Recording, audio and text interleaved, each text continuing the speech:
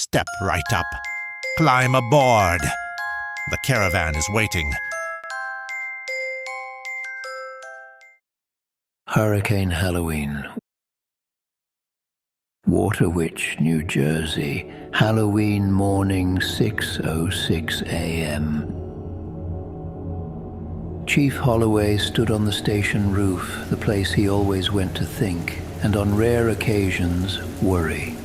From up here, Waterwitch laid itself out plain, every street and shingle and shoreline he'd watched over for decades, the town he called home, the town he loved, for better or for worse, the kind that grew on you like tide marks on stone.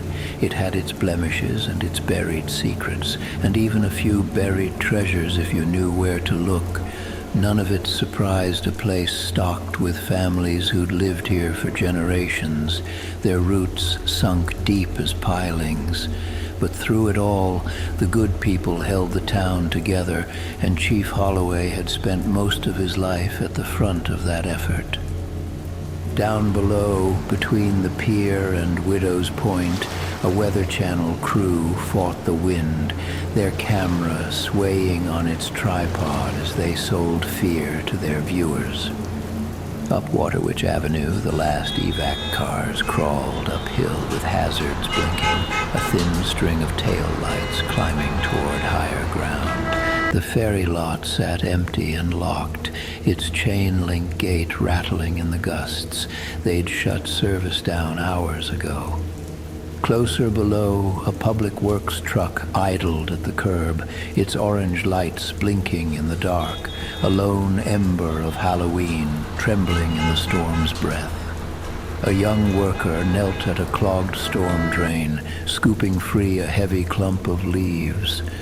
Holloway sipped his coffee and watched. The drain gave a deep, swallowing gulp.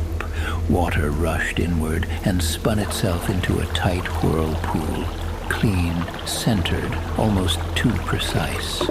Holloway felt the jolt in his chest before he understood it, a sharp, unwelcome flicker of déjà vu. Not a memory, something older, something inherited.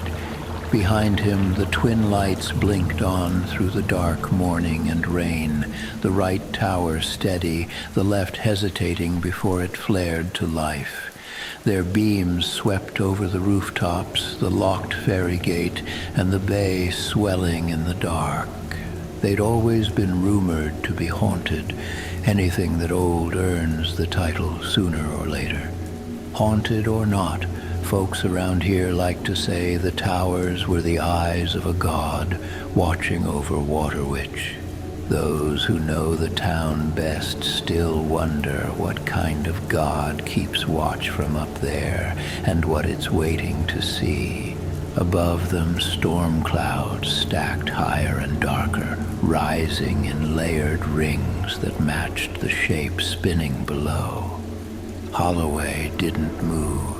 The whirlpool kept circling, and for the first time in his career, watching from this roof didn't feel like protecting the town.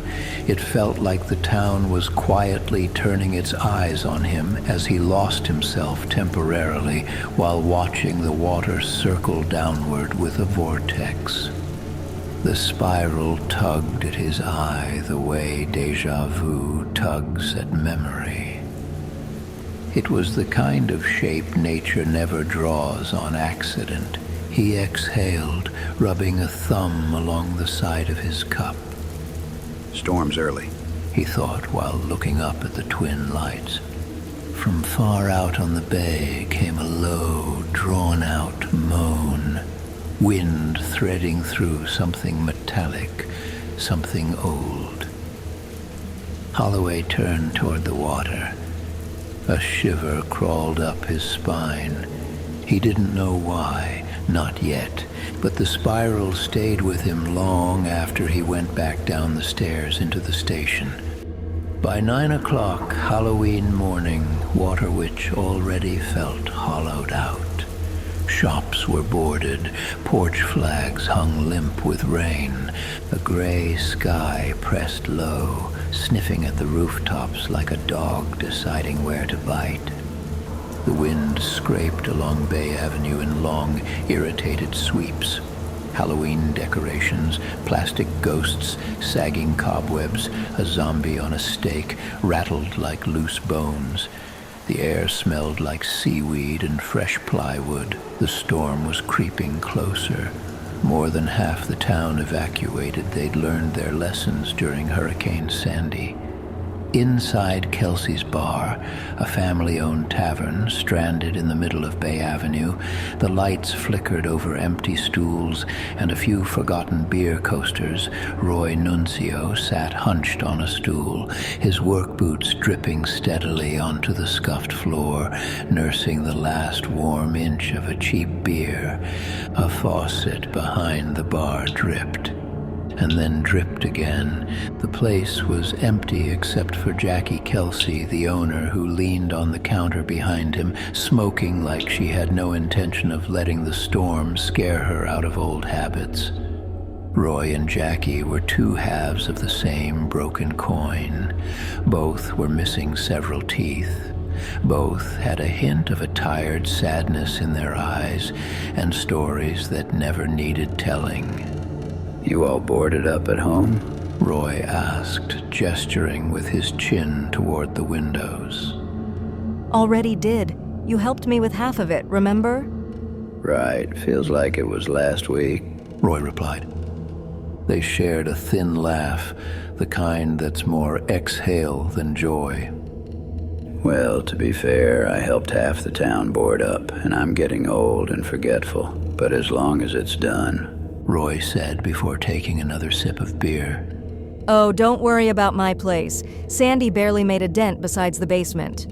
The walls made a sound as a wind gust sent shivers through the frame of the tavern. You ought to get moving before the bands get worse. They say she's a fast mover.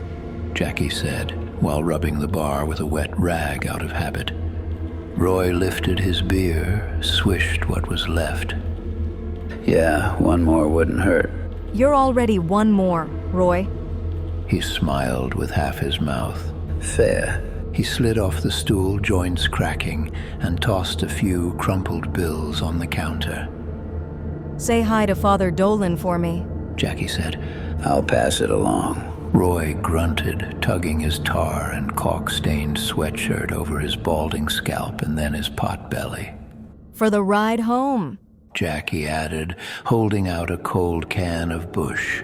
They shared a smoker's laugh, raspy, warm, the kind that came from years of the same bars and the same bad decisions, as he slipped the can into the sagging pocket of his sweatshirt. Be safe, Jackie called after him.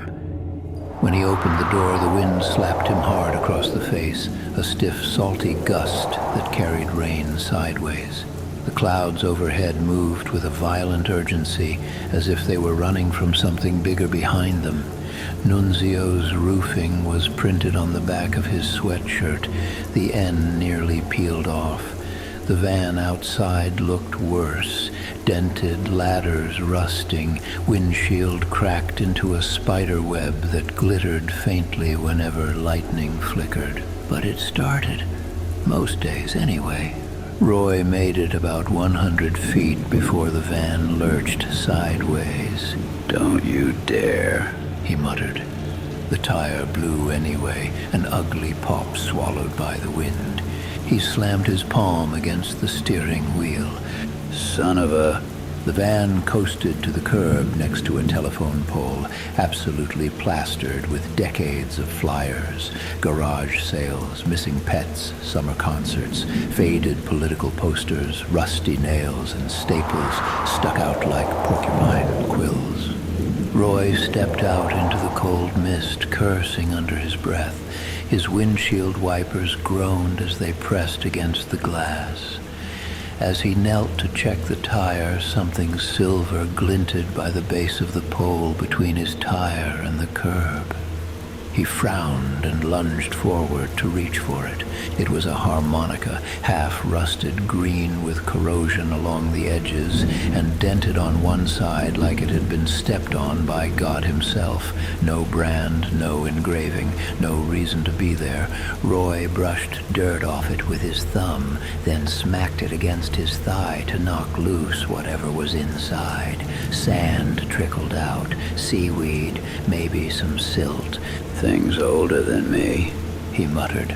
Wind tore a whole layer of old flyers from the pole one by one, pages ripping free like the flipping of a giant book. One remained, nailed down by a rust-welded spike. It was a poster, paper yellowed and curling, ink nearly gone. It was decades old, at least. A roller coaster rose behind block letters. Coming soon, Frightmare, the fright of your life. The picture showed carnival tents, painted clowns, and a lift hill coaster hugging a crescent moon. Roy's mind drifted.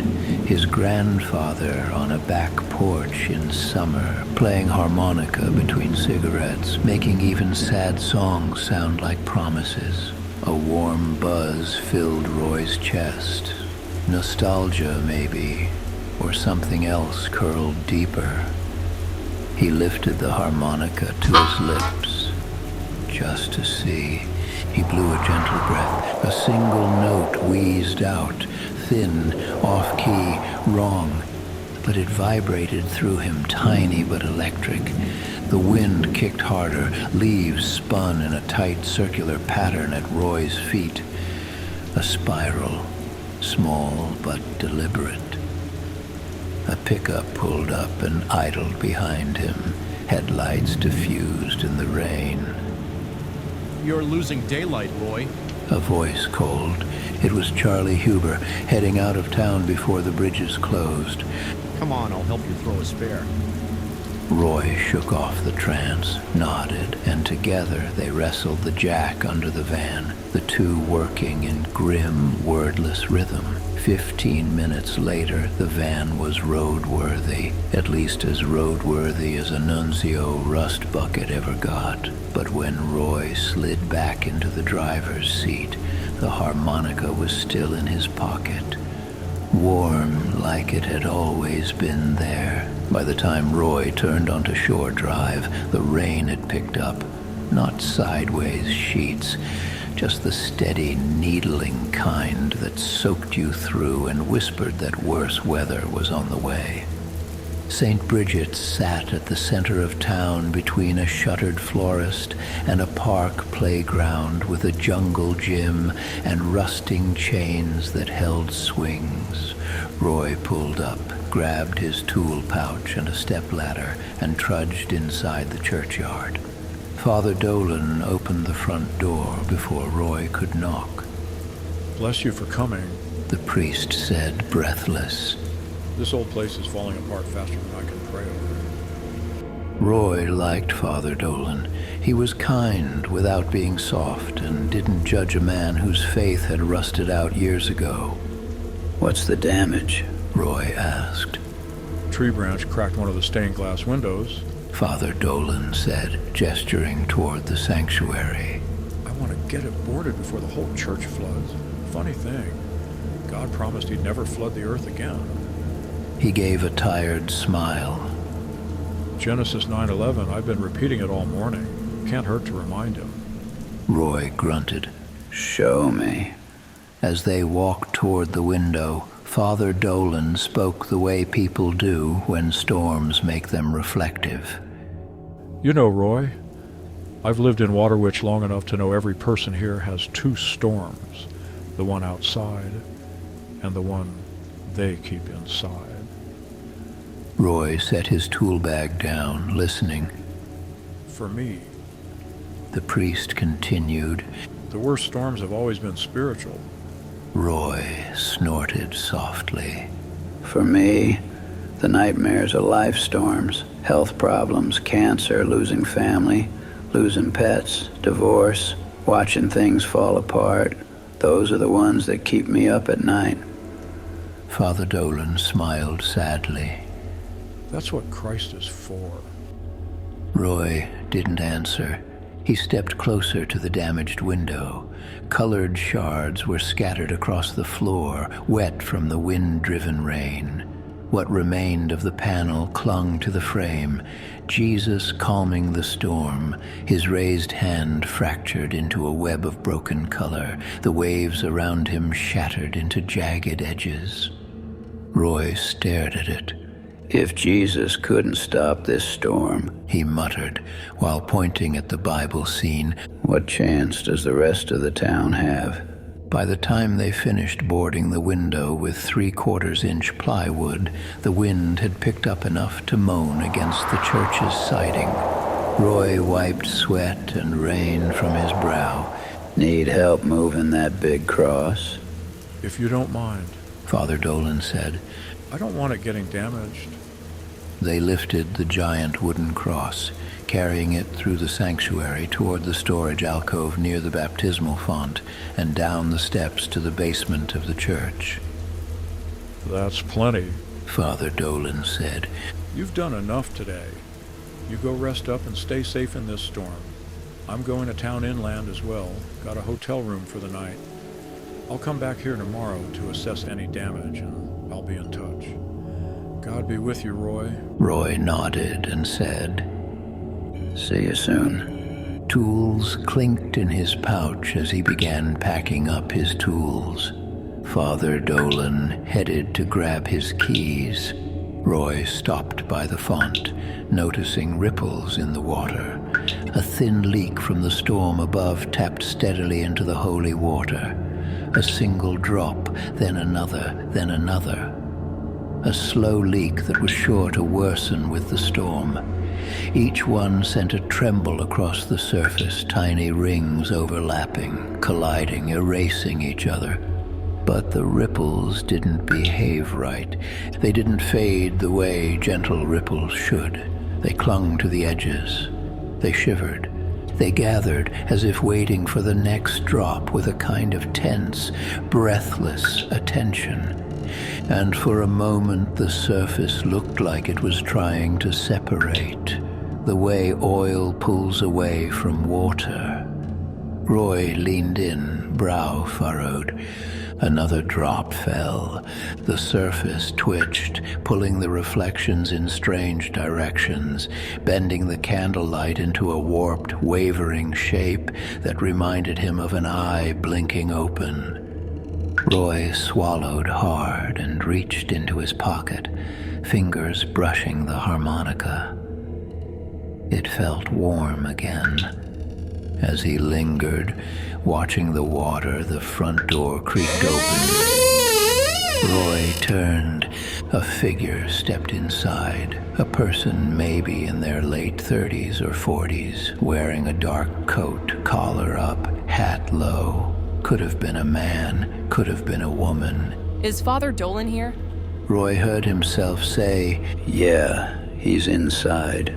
Even though Father Dolan was already inside of his car, Ray had heard the car door close and engines start. Roy gestured toward the sanctuary. Go on in. The figure nodded, stepping past Roy with hesitant, almost reverent steps.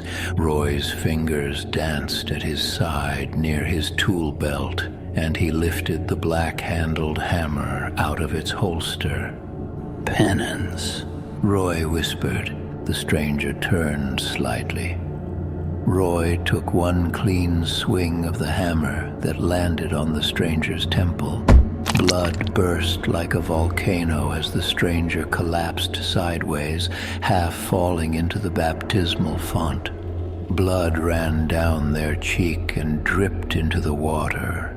At first, it spread gently, pink tendrils swirling like smoke in the water. Then, the color deepened, darkened, and thickened. The blood curled into a spiral, red threading through holy water. Roy stared, breathing hard. He pressed the unconscious stranger's head underwater while staring at the red thread curling in the water. 1 minute, 2 minutes. He watched the air bubbles rise, slow, then stop. The water grew wine dark. Roy released the body, letting it slump over the font's rim. Then he reached for the harmonica. It felt warm, alive. He lifted it to his lips and blew 3 notes.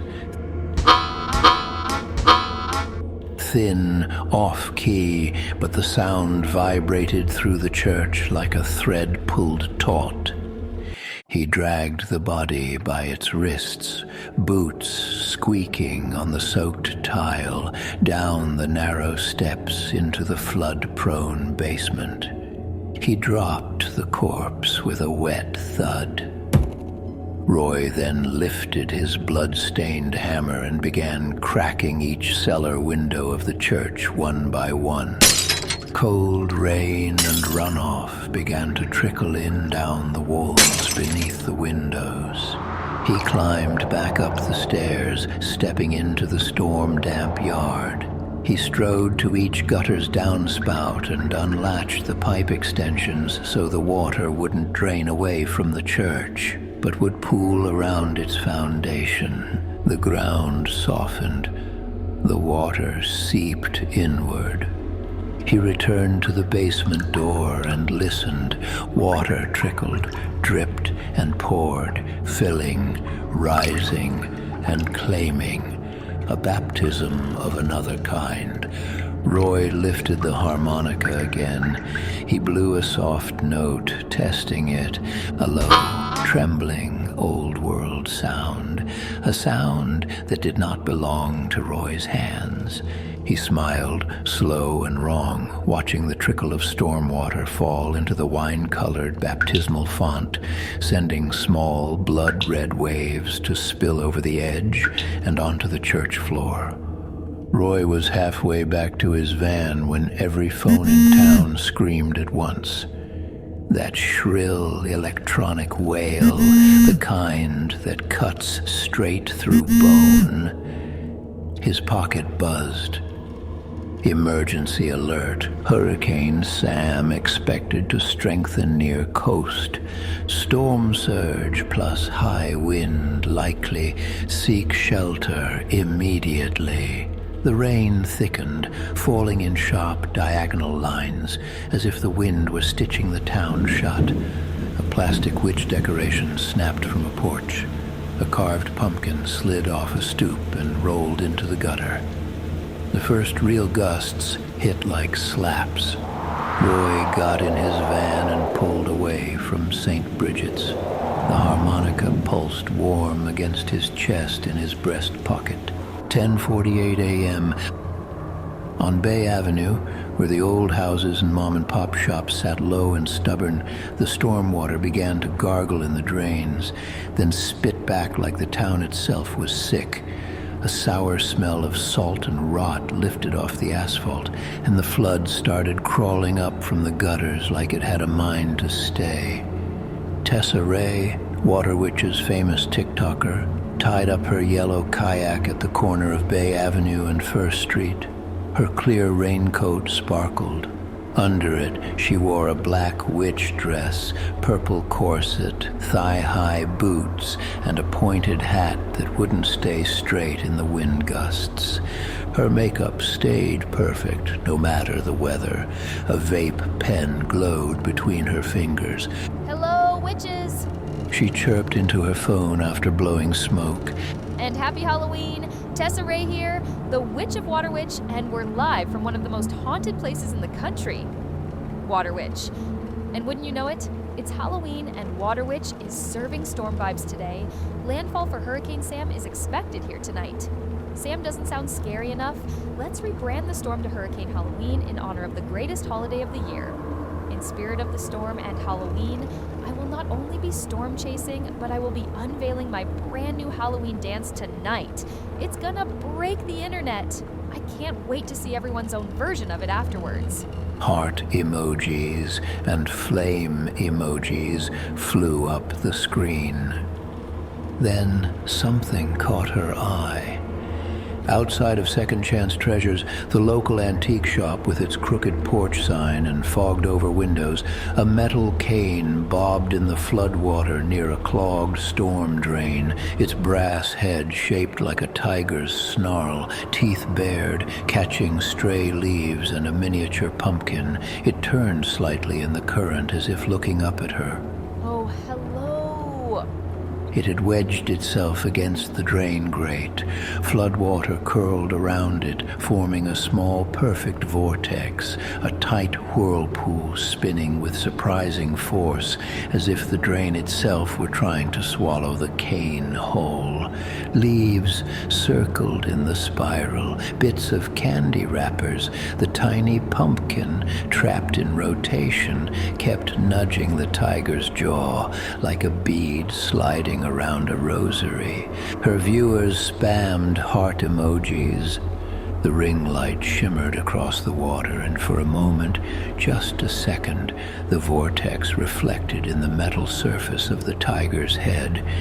Tessa reached down and lifted the cane. Water unwound from it in a twisting ribbon. The weight of the cane surprised her. The brass was warm, almost pulsing, like someone had just been holding it. She wiped grime from the stem. The engraving revealed itself letter by letter, Frighttmare. She gasped, delighted. Right, Mayor. She said. In the near distance, a van driving could be heard playing carnival music and sending small waves of floodwater as it came up Bay Avenue. Okay, stop. This is literally such a find. She told her viewers. Antique girlies, sound off. The vortex at the drain kept spinning without the cane. Like, this looks antique as hell. OMG, I love it. She whispered, eyes glittering. You guys, I'm gonna use this in the dance tonight. Witch vibes, showman vibes. She twirled it like she'd practiced with it for years. Her commenters and views went insane. Roy Nunzio, driving past in his van, didn't even look at her. 12:13 p.m. Gus Larkin's house, the one FEMA swore wouldn't flood again, already had an inch of fresh storm water inside. He stood in rain boots, lifting his treasures into the attic one at a time. Gus kept everything: ticket stubs, casino chips, baseball cards, pressed pennies from the boardwalk objects with ghosts in them, things that remembered. He told himself it was nostalgia, but it was more than that. Every keepsake was a charm, a binding. The more he saved, the tighter the past held on. He had just set down a box when he heard it. Tap. He froze. Tap. Tap. Gus turned. Who's there? He asked no one. It was a knock on his door, but it didn't sound like Knuckles. He splashed his way through the flooded floor of his home until he reached the front door and opened it to find a scuffed glass bottle that rode the tide up his staircase, bumping the door frame like a polite visitor waiting to be let in. Gus crouched and grabbed the bottle. It was heavier than it looked. He tilted his head to peek inside. It looked like old sand, a carnival ticket of some kind, and a coin blinking through condensation in the fogged glass bottle. Red sealing wax had cracked along an old scar at its lid. The ticket was water-curled but legible. Admits 1. Along the coin's rim, under eelgrass, a corroded engraving mostly survived. F-R-I-M-A-R-E. as if the sea had coughed up a piece of something long forgotten. He worked a putty knife under the wax, and the seal popped with a warm breath of candy brine. The coin rolled into his palm and stayed warm. A faint tune whispered beneath the wind as sirens went off in the distance. Gus blinked hard in the driving rain with a confident grin on his face. He slipped the coin into his flannel pocket without choosing to, like a hand guided by someone else. The warmth didn't fade. It dug in. Chief Holloway's John boat ghosted around the corner. Behind it, 2 kayaks paddled through the street like seals. Larkin! Holloway shouted over the rain. Let's go! High ground! Up the hill! Gus barely heard him. The coin throbbed to the beat of his heart, and he remembered memories from his childhood. Good times, the best of times, laughing and having fun. He felt good, almost peaceful. The brown bay water swirled around his boots, inch deep and cold, but the warmth in his chest made up for it. It was the coin. He could feel it pulsing there, steady, sure, whispering that everything he loved would be safe if he just stayed still and let the storm come. The chief stepped out of the boat into knee-deep water, hand extended towards Gus as he waded through the rising storm water. Come on, Gus, don't make this harder than it needs to be. I'm fine. Gus shouted. You're not. The chief shouted back before finishing. Boat, now, don't make us come get you. You're one of only a few left here. I'm not picking you up off your roof later tonight, or God forbid, taking you out in a body bag in the morning. Chief Holloway, broad-shouldered and gray-bearded, stepped from the bow into the ankle-deep floodwater, hand outstretched toward the porch. While the chief waded forward, Jake stayed in the boat, watching. Rain whispered against the aluminum hull of the boat. Without thinking, Jake slid his hand into his jacket pocket. The shard of funhouse mirror maze glass was still there, the piece he'd found that morning while clearing sticks and leaves from the drain in front of his one-bedroom apartment on 2nd Street. He turned it over in his fingers, the silvered side catching the faint orange blink of the patrol lights. The reflection warped and moved as he moved the glass around in his hands. It was like a 3-dimensional figure fixed in the middle of the glass of a naked woman, but not just any woman. She looked just like the girl he'd secretly been in love with, Lacey D'Angelo, an EMT. He stared at her pale and soft body in the glass while in a trance. Jake's breath hitched. He leaned closer, the world narrowing to that trembling image. Jake! The chief called. He didn't move. The glass darkened, something pulsing inside. Jake! Louder now, the voice cutting through the rain. Wake up! Jake blinked hard, his head snapping up. The glass was just glass again, dull and clear. The chief stood knee-deep by the porch. Jake shoved the shard back into his pocket and forced his breathing to even out. Yeah. He muttered. I'm sorry, Chief. I'm good. The chief gave him a look, half concern, half disbelief, and said, Throw the life ring out for Gus, just in case. Then turned back to Larkin, who reached out a hand to Chief Holloway for help down the steps. Jake tossed the life ring out into the rising bay water that was now over 2 feet high in the street. He shifted to make room in the boat, trying not to look at the water churning around the hull. The flood carried bits of pumpkin guts, soda bottles, candy wrappers, and a child's ghost face mask drifting with the rising tide. The Coast Guard radio in the boat crackled as the wind howled. Halloween decorations skittered like mice across the flooded street. As the John boat moved toward high ground, a familiar voice squealed from the next block, followed by a flash. A ring light glare caught in the rain. For Christ's sake, Holloway muttered. that Tessa girl is still filming. The TikToker? Jake asked while twisting in the boa. He held up a hand to shield his eyes from the rain falling at an angle. Tessa Ray, from down the shore. She's got, like, almost 20 million followers. Maybe more. Did those new beach dances all up and down the Jersey Shore beaches at all the popular beaches and hotspots. The chief and Gus shot Jake a look. Big fan? Chief Holloway asked sarcastically. No, the videos show up on my For You page.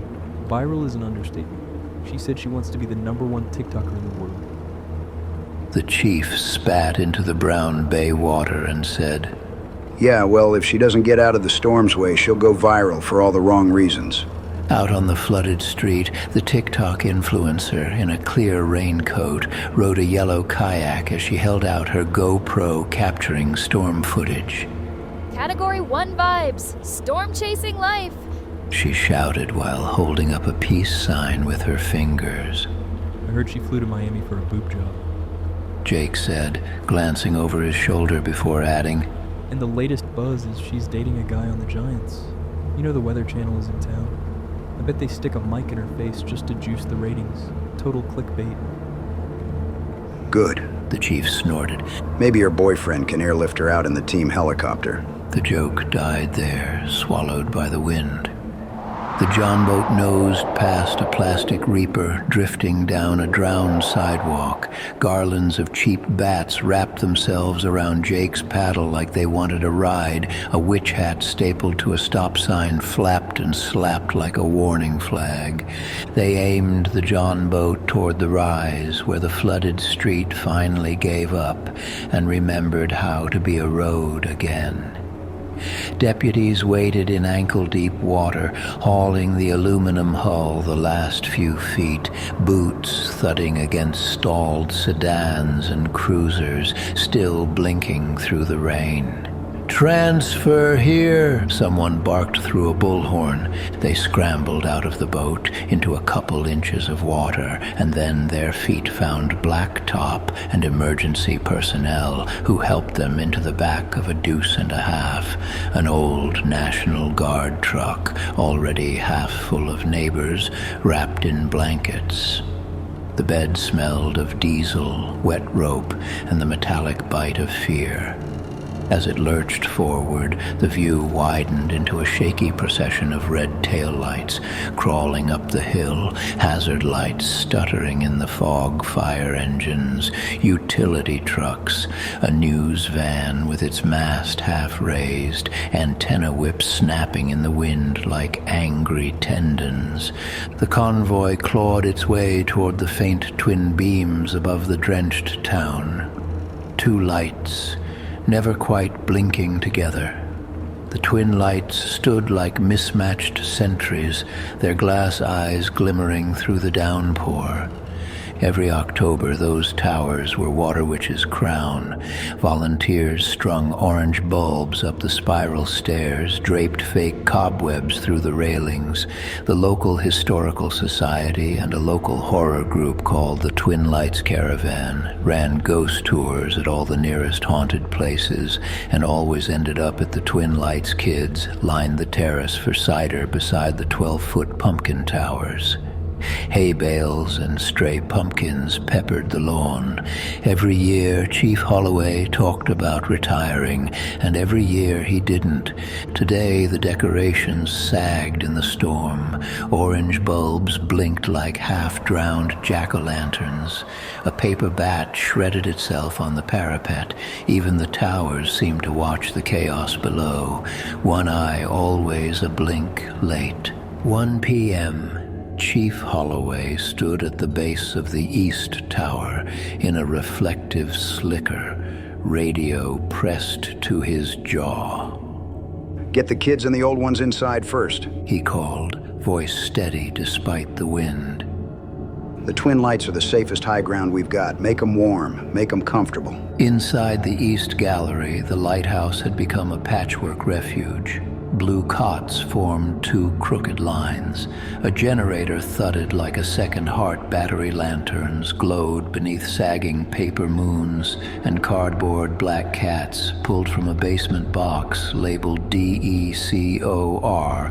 Volunteers taped SHELTER arrows to sawhorses. A Bluetooth speaker stuttered halfway through Ghostbusters by Ray Parker and died. Kids wandered in wearing pajama pants and half costumes, cat ears wilting, a cape dragging, princess glitter smudged to dull gray. Elderly neighbors shivered in folding chairs. The whole room breathed a tired blue glow. Lacey D'Angelo, EMT and volunteer coordinator, moved through with a clipboard and storm worry etched into her brow. Beds for littles and elders, she said. You're safe here, really. And where better to spend Halloween than with the twin lights? A gentle lie, but it helped. We've got water for days. Just ask.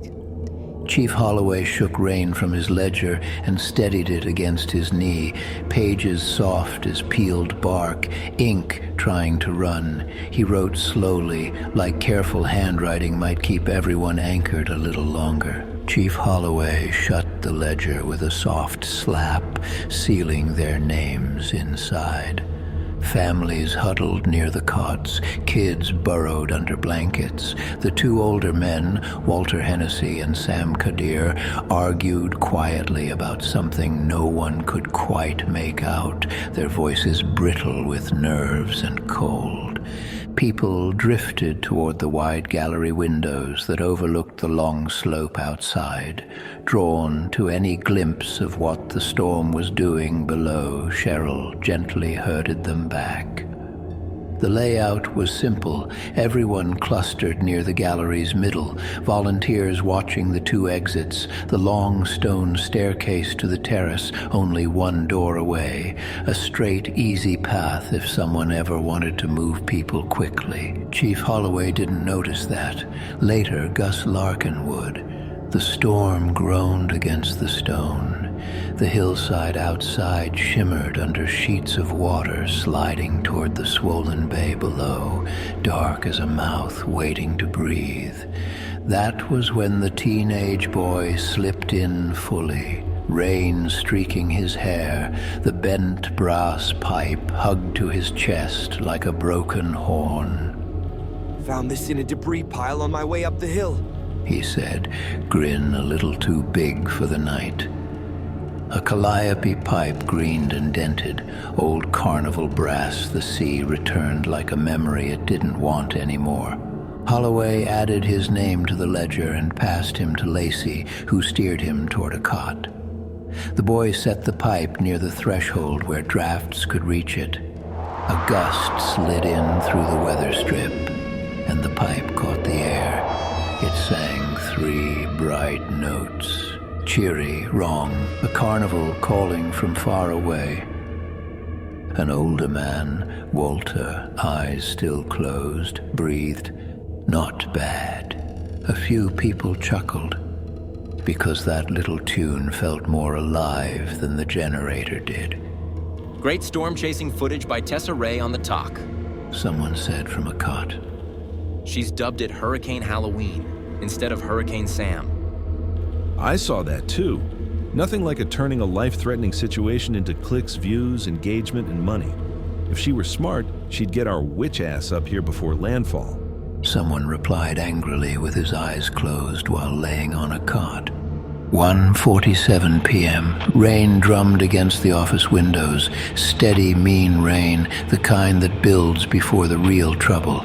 The scanner hissed now and then, nothing urgent yet. The small office inside the twin lights smelled like burnt coffee and damp paper. A space heater buzzed near the desk, not doing much. Deputy Jake Miller leaned against the counter, cup in hand, watching water creep down the glass. Across the room, Holloway sat on the edge of a filing cabinet, flipping through a weather alert on his phone. Jesus, Holloway muttered. They're saying she's the strongest storm ever to make landfall in New Jersey. Sam? Jake asked. Yeah. The chief replied. What is it with New Jersey and hurricanes lately, huh? Jake smirked. What do you mean? First Sandy, now this. Feels like this shore's got a target painted on it. Jake took a sip, grimaced at the taste. That was what, 2012? Yep, 2012. Feels like yesterday. Think this one's gonna be that bad? Jake asked. I don't know, Holloway said. It's already bad down there in the streets. God only knows how much damage is done and how much it'll cost the town and state. Folks just got done rebuilding after Sandy, so we won't lose as many houses, but I don't know. All the businesses on Bay Avenue are going to be wiped. He took a sip of his coffee and finished. Storm's got a mind to it. Like it's not just moving, like it's aiming. Jake raised an eyebrow. Aiming where? Holloway looked up toward the ceiling, where the wind moaned faintly through the rafters. Right here. Waterwitch. For a moment, neither of them spoke. The rain rattled harder, and somewhere outside the lighthouse let out a long, hollow groan, like the sound of something ancient shifting in its sleep.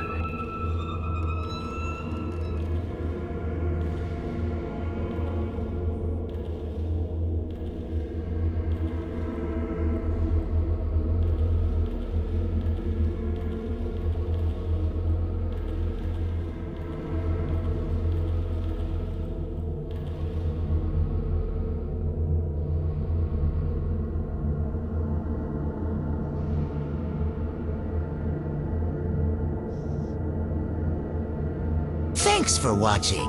I hope you were scared to death. If your heart's still beating, like and share. And if you dare, subscribe for more delicious horror. We'll be waiting, right here in the dark.